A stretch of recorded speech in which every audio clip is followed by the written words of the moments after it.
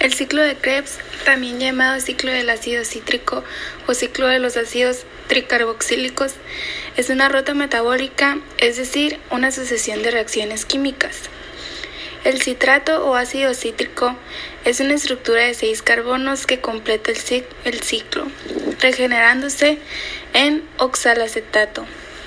El oxalacetato es la molécula necesaria para producir nuevamente ácido cítrico. Este ciclo necesita de catálisis enzimáticas para funcionar, o sea, necesita la ayuda de enzimas para que las moléculas puedan reaccionar entre sí. Hola, mi nombre es Lucía y el objetivo de este trabajo es dar a conocer qué es, cómo funciona y algunas enfermedades del ciclo de Krebs. También se verán todas las reacciones que se llevan a cabo para que pueda ocurrir este ciclo, ya que es una parte fundamental en las células aerobias, ya que forma parte de su respiración celular.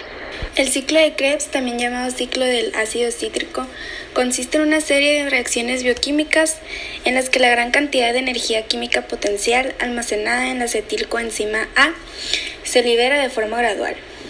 En este ciclo, una secuencia de oxidaciones y reducciones transfieren la energía potencial en forma de electrones, sobre todo de NAD. Los derivados del ácido pirúvico experimentan un proceso de oxidación. El ácido pirúvico, producto de la glucólisis, no puede ingresar directamente al ciclo de Krebs, sino antes debe de perder una molécula de CO2 y convertirse en un compuesto de 2 átomos de carbono, mayormente conocido como descarboxilación. El compuesto de 2 carbonos, llamados grupo acetilo, se fija en la coenzima A mediante un enlace de alta energía. El complejo resultante se conoce como acetilcoenzima A. Durante esta reacción, el ácido pirúvico también se oxida y NDA se reduce a NDH, que es una molécula que se utiliza para la síntesis de ATP. Se debe de tener presente que la oxidación de una molécula de glucosa produce 2 moléculas de ácido pirúvico, de manera que el estado preparatorio por cada molécula de glucosa se liberan 2 moléculas de CO2. Se producen 2 moléculas de NADH y forman 2 moléculas de acetilcoenzima A. Después de la descarboxilación del ácido pirúvico y de la unión de su derivado a la coenzima A, la acetilcoenzima A resultante puede ingresar al ciclo de Krebs. En el momento en el que acetilcoenzima A ingresa en el ciclo de Krebs, la coenzima A se desprende del grupo acetilo. En el grupo acetilo de 2 carbonos se combina con un compuesto de 4 carbonos llamado ácido oxaloacético, para formar el compuesto de 6 átomos de carbonos denominado ácido cítrico. Esta reacción biocinética necesita energía, la que se obtiene mediante la escisión del enlace de alta energía entre el grupo acetilo y la coenzima A. En consecuencia, la formación del ácido cítrico es el primer paso del ciclo de Krebs. Funciones biológicas. El ciclo de Krebs produce la mayor parte del dióxido de carbono en los tejidos animales. Es la mayor fuente de coenzimas que impulsan la producción de ATP en la cadena respiratoria. Dirige el exceso de energía hacia la biosíntesis de ácidos grasos, por lo cual permite el almacenamiento energético. Proporciona precursores para la biosíntesis de proteínas y ácidos nucleicos. Sus componentes regulan directamente o indirectamente otras rutas metabólicas. El ciclo de Krebs se compone de 8 reacciones: formación de citrato, formación del isocitrato, oxidación y descarboxilación del isocitrato, descarboxilación del alfa-cetoglutarato, generación de un enlace de alta energía en el succinil, oxidación del succinate a fumarato, hidratación del fumarato y por último, oxidación del malato a oxalacetato. Mi nombre es Eduardo Burs y yo voy a hablarles de las reacciones reguladas del ciclo de Krebs. El ciclo de Krebs está regulado por las concentraciones bajas de FAD y NAD, que indican un nivel bajo de energía. El ciclo está regulado en los 3 sitios altamente exergónicos: el citrato de sintasa, el isocitrato deshidrogenasa y el complejo alfa-cetoglutarato deshidrogenasa. Estas ocurren en las primeras 3 reacciones del ciclo. El citrato sintasa es controlado por la cantidad de ATP, que es un inhibidor alostérico de la enzima. El isotrato deshidrogenasa es estimulado alostéricamente por el ADP, que aumenta la afinidad por el substrato. La unión de isocitrato NAD más Mg más 2 y ADP es mutuamente cooperativa. Por el contrario, el NADH actúa como inhibidor alostérico, inhibiendo la enzima, tal y como también lo hace el ATP. Finalmente, el complejo alfa-cetoglutarato deshidrogenasa, algunos aspectos de su control son análogos a los del complejo piruvato deshidrogenasa. La alfa-cetoglutarato deshidrogenasa se inhibe por el succinil CoA y el NADH, los productos de la reacción que cataliza. También se inhibe la alfa-cetoglutarato deshidrogenasa por una alta carga energética. La utilización de fragmentos dicarbonados en el ciclo del ácido cítrico y la velocidad del ciclo se reducen cuando la célula tiene un alto nivel de ATP. Hay 3 factores que regulan el ciclo de Krebs, los cuales son la disponibilidad de sustratos, la inhibición por los productos acumulados y la regulación alostérica de los 3 puntos de control del ciclo. Cada reacción exergónica puede en un momento dado ser la limitante en la velocidad de la reacción. La disponibilidad de los sustratos para el citrato sintasa varía con el estado metabólico de la célula, y tanto el isocitrato deshidrogenasa como la alfa-cetoglutarato deshidrogenasa se ven reguladas por el coeficiente de NADH sobre NAD. Yo soy Marifer Guerrero y les voy a hablar sobre los problemas en la salud. Anemia sideroblástica. Estas son anemias por utilización defectuosa del hierro, que se caracteriza por una inadecuada utilización medular del hierro para la síntesis de hemo, pese a la presencia de concentraciones adecuadas del hierro.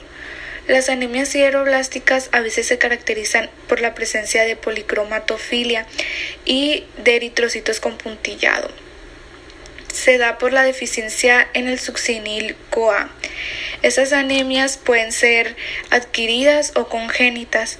La anemia sideroblástica adquirida se asocia frecuentemente con un síndrome mielodisplásico y causa anemia macrocítica. La anemia sideroblástica congénita se debe a una de varias numerosas mutaciones ligadas al Z o autosómicas. Estas en general es una anemia microcítica hipocrómica con aumento del hierro y la ferritina séricos, así como la saturación de transferrina. En la anemia sideroblástica, tanto en la adquirida como en la congénita, la síntesis del hemo se ve afectada debido a la incapacidad de incorporar hierro a la protoporfirina, lo que conduce a la formación de sideroblastos en anillo. Anemia sideroblástica adquirida. Con mayor frecuencia, las anemias sideroblásticas adquiridas forman parte de un síndrome mielodisplásico.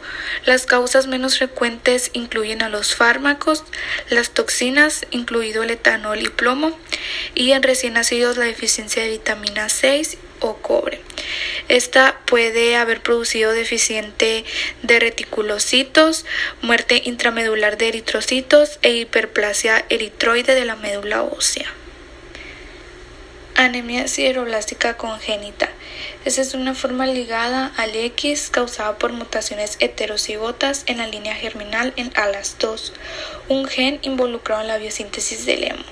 La vitamina B6 es un cofactor esencial para la enzima producida por ALAS2, por lo que los pacientes pueden responder a la administración de suplementos de piridoxina. Se han identificado muchas otras formas ligadas al X, autosómicas y mitocondriales, con mutaciones en genes implicados en la síntesis del hemo. Su tratamiento. En esta tendremos 2, la eliminación de agentes causantes y el suplemento vitamínico o mineral. La eliminación de una toxina o un fármaco o el suplemento de minerales y vitaminas puede inducir la recuperación. Los casos congénitos pueden responder a la piridoxina en dosis de 50 miligramos vía oral 3 veces al día, pero en general de manera incompleta. Las recomendaciones nutricionales es que se recomienda dosis diarias de 120 miligramos de hierro y 5 miligramos de folato. Otra de las enfermedades sería el cáncer de próstata. Esta es una pequeña glándula en forma de nuez en los hombres que produce líquido seminal que nutre y transporta el esperma. Se da por la deficiencia de la enzima aconitasa que da lugar a la oxidación de citrato a isocitrato. El cáncer de próstata que más está avanzado puede provocar signos y síntomas como problemas para orinar, disminución en la fuerza del flujo de la orina, molestia en la zona pélvica, dolor en los huesos y disfunción eréctil. Causas del cáncer de próstata. Estas comienzan cuando algunas células en la próstata se vuelven anormales. Las mutaciones en el ADN de las células anormales causan que éstas crezcan y se dividan de manera más rápida que las células normales. Las células anormales continúan viviendo cuando otras células morirían. La acumulación de células anormales forman un tumor que puede crecer e invadir el tejido cercano.